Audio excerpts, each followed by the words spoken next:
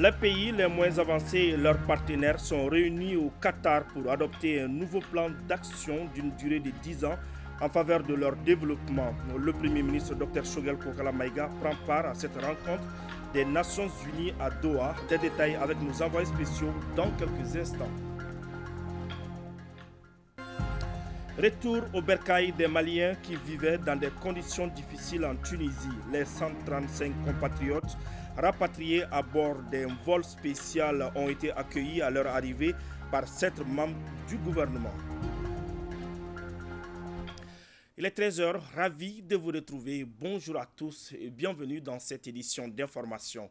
Le Premier ministre Dr Shogel Kokala Maïga participe à Doha au Qatar à la conférence des Nations Unies sur les pays les moins avancés. Occasion pour les représentants des 46 pays concernés et les partenaires comme les Nations Unies et le Qatar d'évaluer et d'adopter un nouveau plan d'action en faveur du développement des pays les moins avancés. Un plan d'action qui s'étale sur 10 ans avec comme objectif changer le statut des 10 pays les moins avancés et celui des pays développés. Le reportage de nos envoyés spéciaux à Doha au Qatar, Sidiki Dambélé et Aruna Diarra. À la 5e conférence des Nations Unies sur les pays les moins avancés PMA, l'on se pose une seule question. Pourquoi ces 46 pays, dont 33 en Afrique, n'avancent pas alors qu'ils sont présumés bénéficiaires d'une série de politiques de développement? À la tribune, les représentants des Nations Unies, du Qatar et des pays les moins avancés ont dressé un bilan sans complaisance de la mise en œuvre des différents programmes depuis le dernier sommet tenu à Istanbul il y a 10 ans. Tous s'accordent à dire qu'il y a péril en la demeure. Ayons le courage de reconnaître les progrès enregistrés dans la mise en œuvre du programme d'action d'Istanbul ont été timides et pour la plupart remis en cause par les impacts négatifs de la pandémie de la Covid-19, durement ressentis par les pays les moins avancés en raison de leur vulnérabilité macroéconomique aux chocs endogènes et exogènes. Nous devons avoir une vision à long terme pour les 10 prochaines années, être plus ambitieux dans notre volonté de jeter des bases nouveau cadre de coopération pour le développement des pays les moins avancés. Comme le disait un fils émérite d'Afrique, le président Nelson Mandela, je cite, « Toute action qui ne découle pas d'une vision est du temps perdu. Toute vision suivie d'action peut changer le monde. » Fin de citation. C'est de cela dont les PMA ont besoin pour assurer leur développement et pour sortir de la pauvreté. La coopération sud-sud est essentielle à cet égard. C'est donc un appel à des actions concrètes et non à de la charité qui est lancé par le groupe des pays les moins avancés aux pays riches afin d'insuffler un nouvel élan au développement international. Le Premier ministre, dans son discours, a rappelé la situation socio-économique du Mali, marquée par une crise multidimensionnelle depuis 2012, avant de fonder beaucoup d'espoir sur le programme d'action de Doha en faveur des PMA. Le Mali fonde beaucoup d'espoir sur le programme d'action de Doha. En effet, ce nouveau cadre de coopération pour les 10 années à venir contient des mesures destinées à lever les obstacles au commerce international et à la compétitivité, y compris l'épineuse question des infrastructures énergétiques et des transports, les restrictions à l'importation et à l'exportation. Est-il nécessaire de rappeler que mon pays, le Mali, est à la fois pays en développement, mais aussi pays sans littoral, et subit de plein fouet les impacts néfastes du changement climatique à l'origine de nombreux conflits intercommunautaires et de nombreuses vulnérabilités écologiques et économiques. Par ailleurs, le Mali est préoccupé par l'inflation, le faible niveau des investissements directs étrangers, le coût élevé de l'énergie, la volatilité des marchés financiers et la perturbation des chaînes d'approvisionnement et de transport. Néanmoins, la bonne tenue des finances publiques a permis un accroissement significatif des recettes budgétaires, une maîtrise des dépenses publiques et une amélioration de leur qualité. Il importe donc de promouvoir une chaîne de solidarité et de justice internationale pour lever les obstacles au développement des pays les moins avancés. Le programme d'action de Doha est une réponse cohérente à cette demande forte. Il nous revient à présent de travailler ensemble à son application diligente et efficace pour les 10 prochaines années en vue de l'amélioration des conditions de vie de nos populations, notamment les plus vulnérables. Face à des défis mondiaux, il faut une réaction mondiale, estime le groupe des pays les moins avancés. C'est pourquoi son credo désormais avec le plan d'action des Doha, c'est d'abandonner les statuts de PMA au profit de celui des pays développés dans les 10 prochaines années. Restons à Doha où le Premier ministre a rencontré le vice-premier ministre et ministre des Affaires étrangères du Qatar et le secrétaire général des Nations Unies. Avec le premier, les échanges ont porté sur la coopération bilatérale avec un accent sur la lutte contre le terrorisme et la gestion des déplacés. Avec Antonio Guterres, le secrétaire général des Nations Unies, il a surtout été question de l'évolution de la situation politique et sécuritaire ainsi que des choix stratégiques opérés par les autorités maliennes. Le point de ces audiences avec nos envoyés spéciaux à Doha, à Qatar, Sidiki Dambélé et Aruna Diarra. Des retrouvailles entre le Premier ministre Dr Choguel Kokala Maïga et le vice-premier ministre du Qatar. Retrouvailles car les deux personnalités s'étaient rencontrées en mois de mars dernier ici à Doha à la faveur d'une conférence internationale.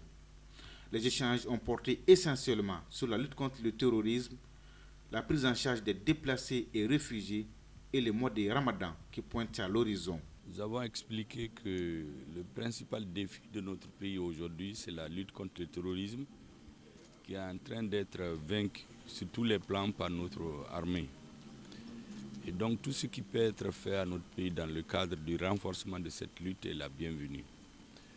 Nous avons parlé aussi de la nécessité pour notre pays de faire face à la mise en condition des différents réfugiés qui sont en train de gagner leur lieu de résidence, d'autres quittent. En tous les cas, c'est une question majeure pour le gouvernement du Mali et le président de la transition, de faire de la problématique des réfugiés internes et externes une question majeure. Bien entendu, dans un pays à 95% musulmans, nous ne pouvions pas passer sous silence l'approche du mois de Ramadan, qui est un mois de fête et de méditation pour les musulmans, voir comment est-ce que nos amis du Qatar pourraient appuyer leurs condisciples au Mali. Et enfin, nous les avons invités, en tant que de besoin, de venir au Mali, discuter avec les Maliens, voir les priorités des Maliens et où est-ce que nous pouvons nous donner la main pour travailler ensemble. Comment allez-vous? Très bien, très bien. Vous sentez? Autre personnalité rencontrée par le Premier ministre, c'est le secrétaire général des Nations Unies, Antonio Guterres, avec qui les échanges ont été francs. La lutte contre le terrorisme, la question de la MINUSMA et les choix stratégiques du Mali, tout a été évoqué. La priorité de nos pays aujourd'hui, c'est la paix, la sécurité. Qu'ensuite, tout ce qui se fait avec nous doit obéir au triptyque indiqué par notre président. Mais surtout que la lutte contre le terrorisme doit se mener de notre point de vue de façon efficace au niveau de chaque pays. Et la vision que le Mali a aujourd'hui, c'est de faire des États forts bilatéralement, que chaque État puisse être suffisamment solide.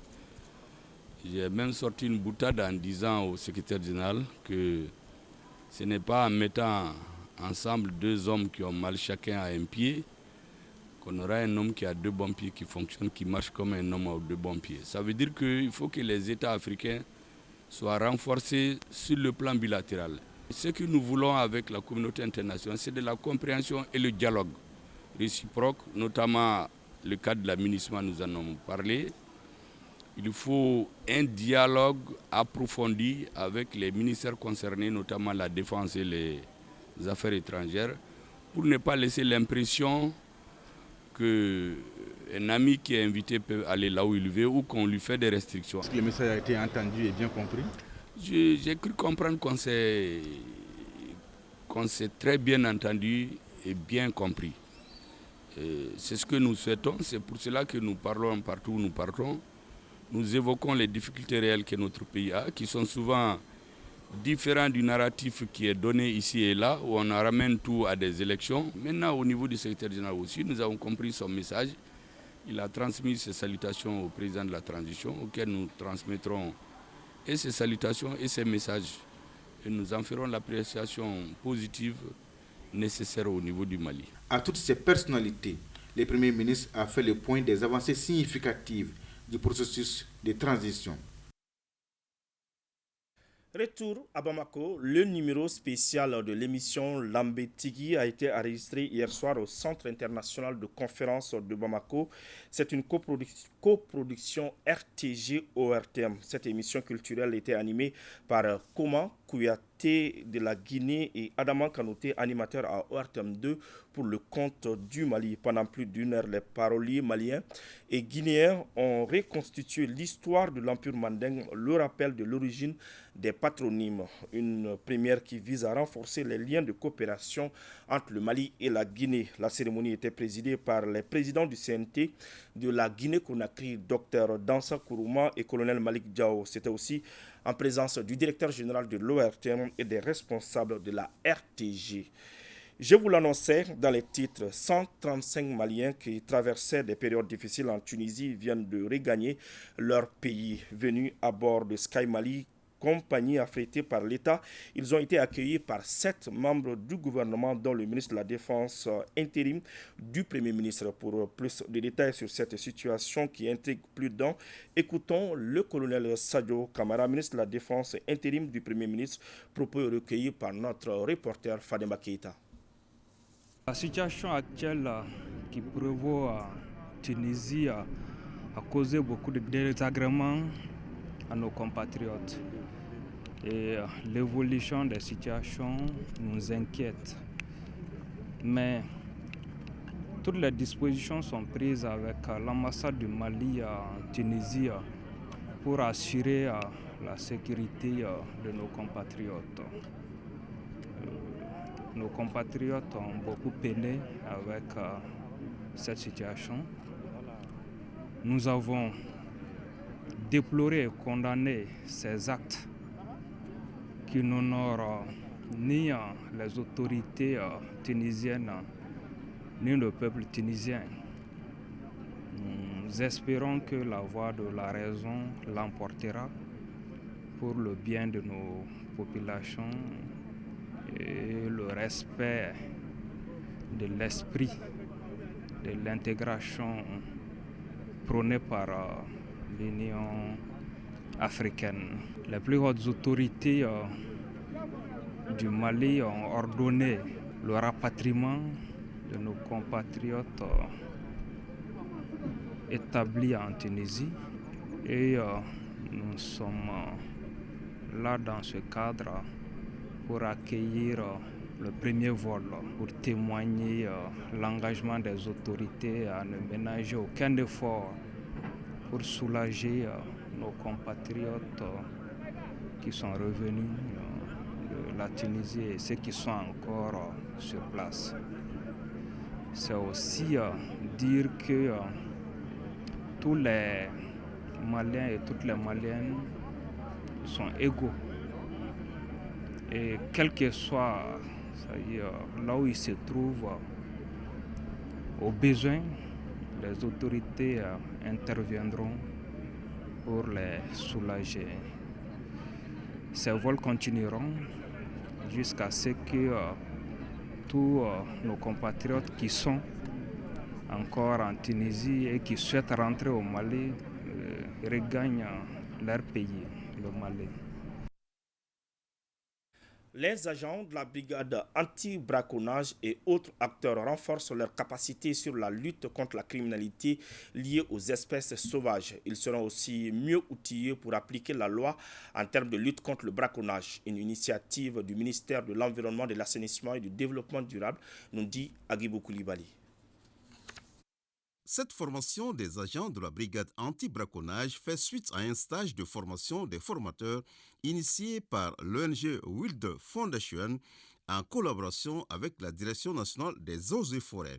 Aujourd'hui, le braconnage, on peut dire que c'est en accalmie, mais le braconnage, quand ça éclate dans un pays pour une espèce migratrice, il ne faut jamais croiser les mains. Je suis heureux de constater que la Direction nationale, en rapport avec le PNUD, vraiment ont pris la chose au sérieux. Et le thème pour lequel on est venu ici, c'est vraiment aussi un thème d'actualité. Pourquoi? Parce que ça va éviter qu'on fasse appel à d'autres personnes. Le PNUD s'engage à accompagner les autorités de la transition dans la lutte contre le braconnage. Je crois que ce transfert de compétences vient renforcer notre souci de pérennisation des activités de la brigade. Je crois que le fait de voir aujourd'hui qu'au niveau national, des compétences existent pour que, en tout cas, chaque contingent de la brigade puisse être outillé avec les compétences et les capacités qu'il faut pour jouer pleinement la mission qui lui est dévolue et qui est attendue d'elle. Et renouveler des félicitations par rapport à la signature récente du protocole d'entente entre la Direction nationale des eaux et forêts et l'état-major général de l'armée. Au cours de cette formation, les participants plancheront sur des modules tels que le cours théorique et pratique de la lutte contre le braconnage, la communication sur des manuels spécifiques et l'organisation spécifique des patrouilles. Vous savez, cette formation consacre l'apprentissage sur la maîtrise des textes. Parce qu'aujourd'hui, dans le contexte international, il faut se référer aux textes si on veut vraiment être avec les autres. Et cette formation rentre dans le cadre de la connaissance des sexes, c'est-à-dire de la CITES, c'est-à-dire c'est le commerce international des espèces de faune et de flore en voie de disparition et dans l'espace CEDEAO. Donc si on associe les militaires, on les forme à la législation et moi je crois qu'on est sûr de gagner en tout cas le combat contre le braconnage. À la fin de la session, la brigade des agents formés seront déployés sur le terrain afin d'enrayer le phénomène de braconnage des éléphants du gourmand dans le contexte du Mali-Kura. La formation prendra fin le 17 mars prochain. Dans le cadre des festivités du 8 mars, le bureau de l'Union nationale des femmes du RPM vient d'organiser une session de formation sur le thème femmes et élections, une manière d'informer ces femmes sur leur rôle dans le processus électoral. Le reportage est signé Suleiman Sidibé.